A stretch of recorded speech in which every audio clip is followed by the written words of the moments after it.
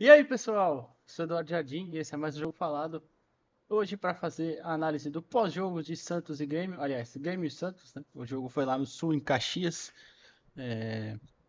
que o Grêmio venceu o Santos por 1-0, gol de.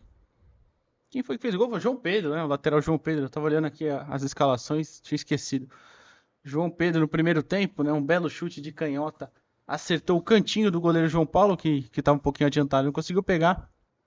Então vamos falar um pouquinho aí dessa partida e mostrar as estatísticas, posicionamento, enfim, bora lá.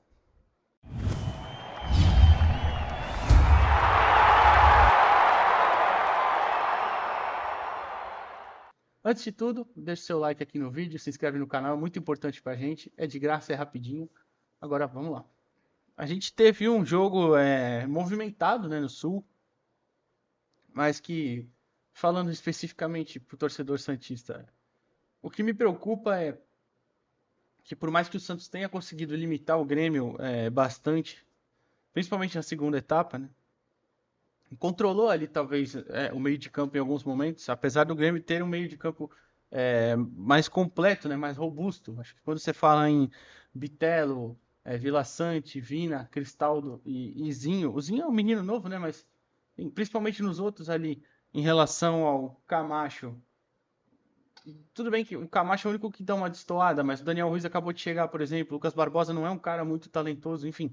Você compara com Camacho, Dodi, Lucas Barbosa, Lucas Lima e Daniel Ruiz, você tem um Grêmio que tem mais talento ali, tem mais qualidade. E o Santos conseguiu limitar o Grêmio a poucas chances, né?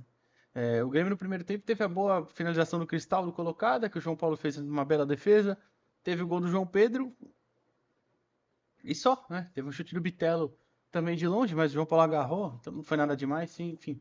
Então o Santos conseguiu limitar bem o Grêmio. O problema é que aí é a minha preocupação. Mesmo o Santos jogando nesse nível, o Santos conseguindo controlar, tendo uma atuação melhor, é verdade, a atuação do Santos foi melhor do que nos últimos jogos, evoluiu, o time evoluiu aparentemente, né? Defendeu bem, sofreu pouco. O Santos não chega na frente, não consegue mostrar nada muito ofensivo, nada muito bem trabalhado na parte ofensiva, né? Enfim, então isso é o que me preocupa. Se a tendência for evoluir, se o Santos for melhorando aos poucos, né, principalmente nos próximos jogos, aí o próximo é o Galo em casa, né, depois tem o América também em casa, que são jogos mais também são mais desafiadores, não, são tão desafiadores quanto o Grêmio, né? Então aí tudo bem, aí é uma coisa tranquila. Mas se nada me leva a crer que essa vai ser a tendência, porque o Santos não melhorou até agora no ano. Agora talvez se você possa enxergar ali uma vitória suada contra o Blooming, uma vitória legal contra o Botafogo, de Ribeirão Preto, né? E agora essa derrota contra o Grêmio, que não foi aquelas derrotas apáticas, como foi contra o Ituano, por exemplo, ou por Palmeiras, por São Paulo, enfim, o empate contra o São Bernardo, enfim, foi um jogo um pouquinho melhor. Então, você você tem ali alguns indícios de que pode melhorar, mas também o lado que me preocupa. Que o lado que me preocupa é justamente esse, de chegar pouco no ataque.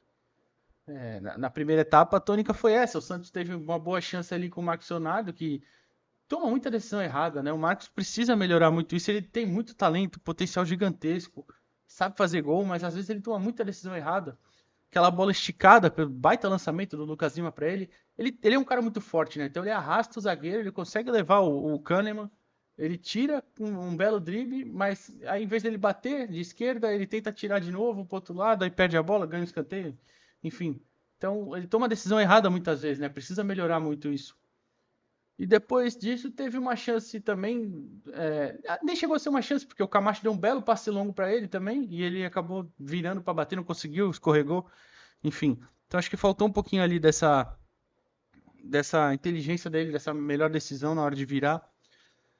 O Santos perdeu o Lucas Barbosa também, que ofensivamente não ajudava muito, mas defensivamente ele fechava ali, né? O Santos atacava mais ou menos no 4-2-3-1 e defendia no 4-3-2-1, parecia, né? Mais ou menos, só para colocar em números, porque o Lucas fechava ali do lado do Dodi e do Camacho. E quando ele sai, o Ruiz até que fica por ali, mas que aí já não ajuda tanto. O Ruiz foi um pouquinho discreto até, tentou pelo lado esquerdo. Quando o Lucas saiu, entrou o Soteldo. O Ruiz foi pro lado direito, né? Também já não fez muita coisa. E aí que entra um outro ponto também. Apesar de uma melhora um pouco, uma melhora razoável do Natan, ele mesmo assim também ainda não ajudou em muita coisa. Isso é um problema. Não ajudou em muita coisa, ele chega na frente e não. não tem uma movimentação de tocar e passar rápido pro fundo. Ele tenta ficar dando muito driblinho curto e não explode, enfim. Complica também, porque aí um ponta, o meia aberto, né? No caso, que o Santos tá jogando com dois meias abertos, agora não tem com quem tabelar. O Felipe Jonathan, por exemplo, ele passa mais na esquerda e por mais que muitas vezes ele corte com a perna direita e cruze, né? Que ele repete muito isso. E nem sei se é certo ou não, eu não gosto, mas enfim. Mas pelo menos você tem uma alternativa ali, um cara que chega mais vezes.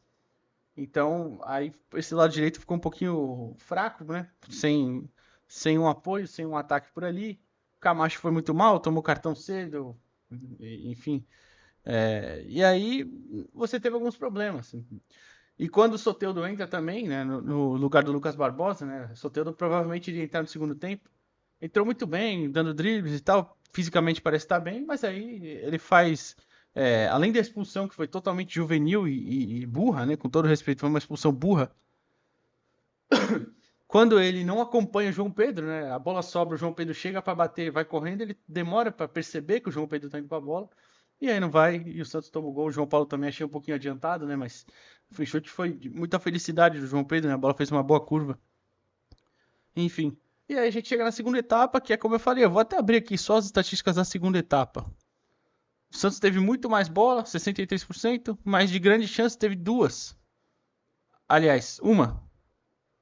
Duas finalizações no gol. Uma grande chance foi a cabeçada do Bauerman e a defesa do goleiro Adriel, né, o goleiro do Grêmio. O goleiro Adriel fez uma boa defesa, mas foi só. Então, o Grêmio mesmo, por exemplo, teve duas. Teve uma boa finalização do Soares e uma boa do... Não sei se foi o Zinho que foi travado, enfim. Eu vou contar só do Soares que eu tô lembrando, que o João Paulo fez uma grande defesa. Ah, e o pênalti, claro, por exemplo. Aí, duas chances já só no segundo tempo do Soares. Então, o que me preocupa é isso. Foi uma melhora, foi. Conseguiu controlar um pouquinho melhor o jogo, defendeu um grande time, que é o Grêmio, principalmente na parte ofensiva, que tem muitos jogadores talentosos. Mas me preocupa se essa vai ser a tônica pro ano inteiro. Porque se for, é muito pouco. Se a tendência for evoluir, for melhorar, o que a gente não viu durante o ano inteiro até agora que começou a ter uma melhora. Mas se realmente essa melhora for subindo, for levando o patamar do time, tudo bem. Aí pelo menos dá para fazer uma campanha digna no Campeonato Brasileiro, sem se preocupar tanto, sem correr tantos sustos, né?